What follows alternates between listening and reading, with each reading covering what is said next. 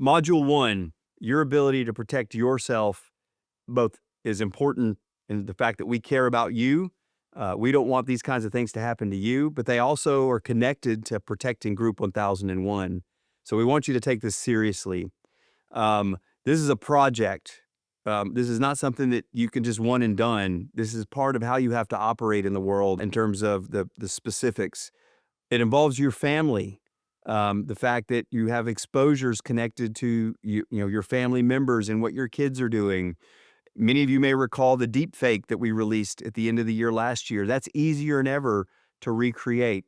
There will come a time when you or your kids may receive a phone call that sounds like a loved one in distress or needing something, and it may likely be a fraudster, and you need to have conversations with folks around this. I mentioned in the previous training the sextortion scam that I received, and I'm experienced, so I knew what that was. But imagine if that's one of your children receiving that, and what would they do in reaction to it? Would they fall victim to the scam? Would they do worse things? Like, this is something that needs to be a common conversation, that protecting your privacy information is important. Fraudsters are everywhere.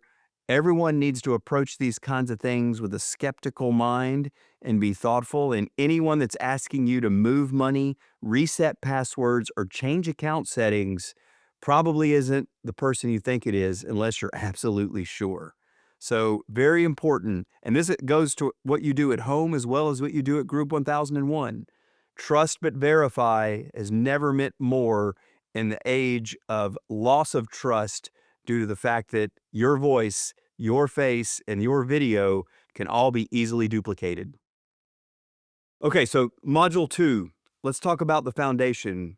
We all recognize this is both a family affair and it also involves our work every day. We have to take this seriously. The two most important things to think about from my perspective of protecting yourself adequately are your core email accounts and your telephone. The reason why I say that is your core email accounts, the one that you use every day, your personal email account, maybe you have special ones for special things, but the one you use to reset passwords to online services, and your telephone as a way of enabling multi-factor authentication are two of the core ways that account access is often broken into. So what does that mean? That means first and foremost, and you've heard me talk about this before, you need a password manager. There's lots of products out there to use. There's Keeper, there's LastPass. We'll put a couple of recommendations in the document of mature products. But these solutions help you securely store your passwords. They also help you enforce long, complex passwords so they're not easily guessed. That password manager also needs to be securely managed, and that comes with it a long, complex password and potentially enrollment in multi-factor authentication.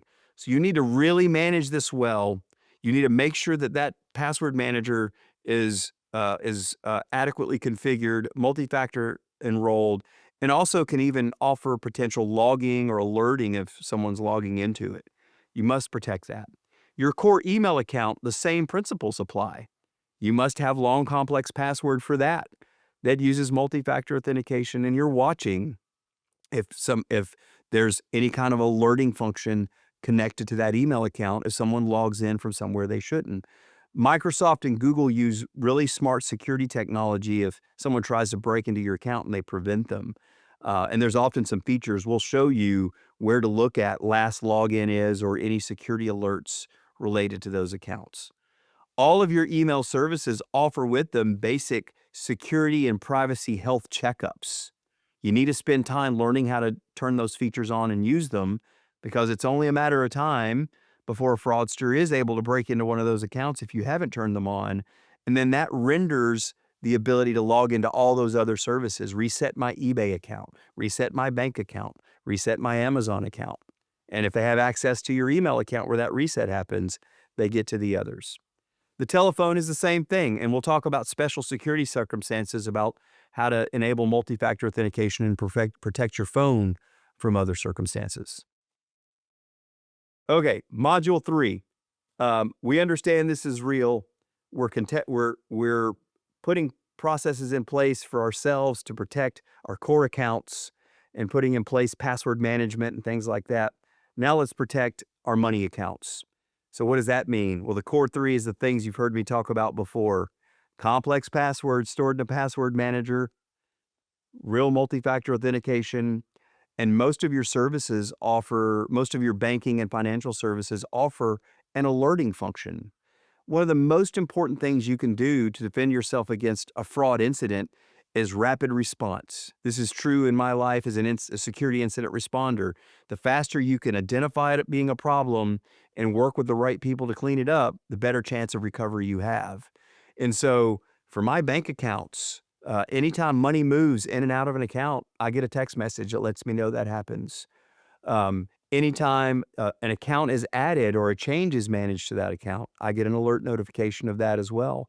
So take the time to sit down and understand what the art of the possible is with your financial institutions. The same is true for your e-currency accounts. E-currency being like your PayPal, your Venmo, your Cash apps. They offer similar services.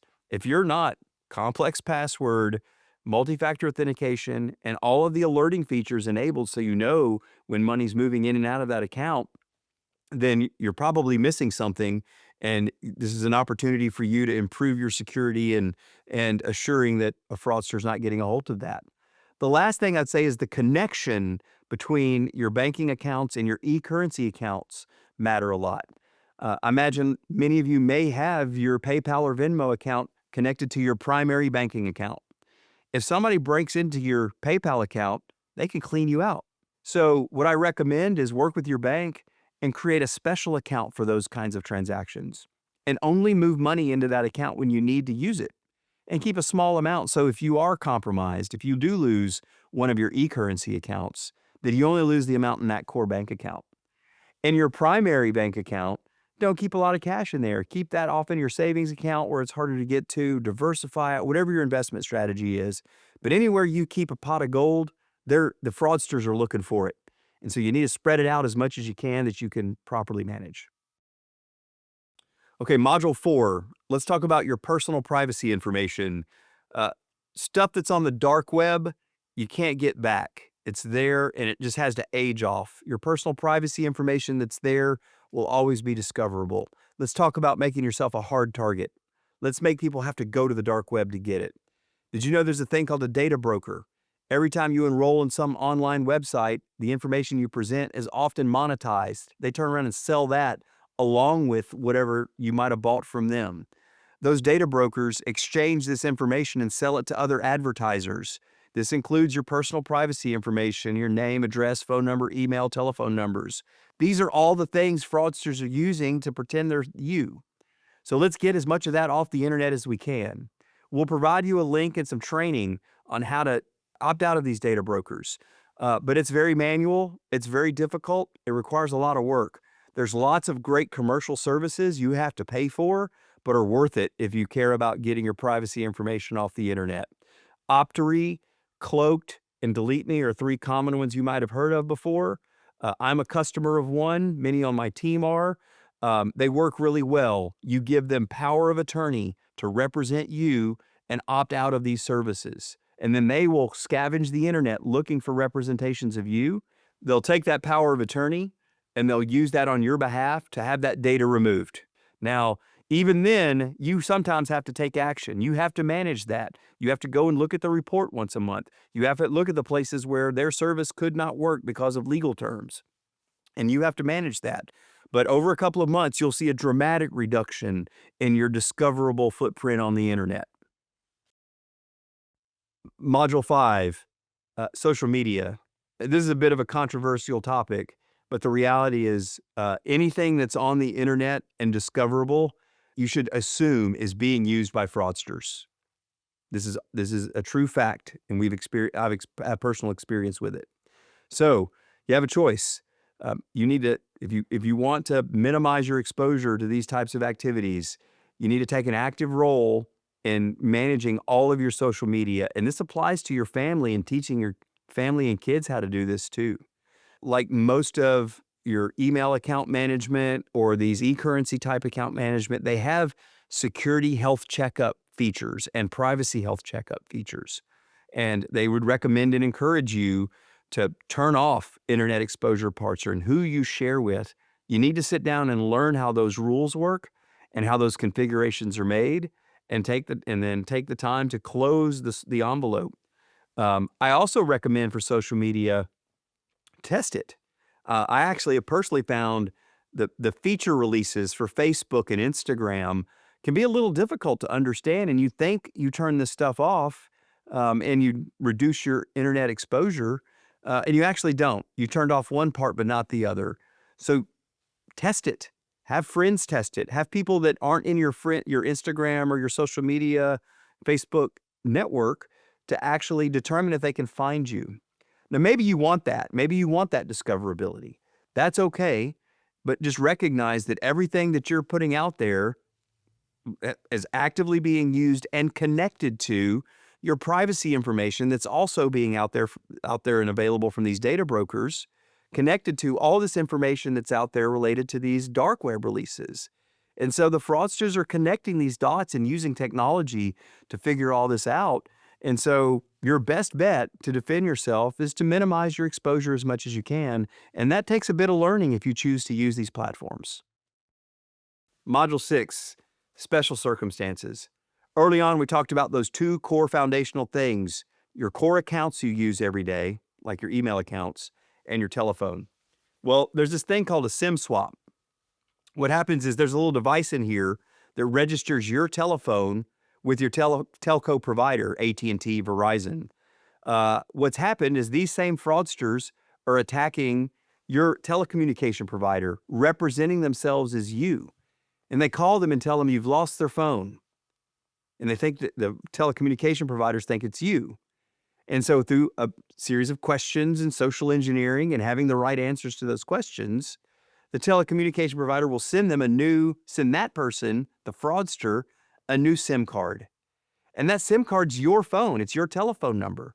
They put that into another device. They now have access to all of your multi-factor authentication texts and can represent you on the telephone. Your phone rings in both locations. Now, you might get an alert, you might not. It depends on what the telecommunication provider does. You need to stop that. Most telecom providers now offer SIM swap protection, and it's a service where you can actively enroll and turn that off. You might have to make a phone call. You might have to go to a store. You might be able to do it online. It depends on your provider, but we'll give you some examples of how to do that. This also might be a little complicated for changing your phones. Because of that, you might have to turn that off to update your phone and things like that. But these steps are necessary because the fraudster's core function is to try to get in the middle of these communications channels. And the best way to do that is to try to get access to your phone, either directly through the phone in your hand or through the supply chain, through the SIM card itself. Module 7. All of this loss of privacy information originally started and rendered itself to fraudsters through use of this information to enroll in new credit streams. So most of you are probably familiar with your credit rating agencies, Equifax, TransUnion.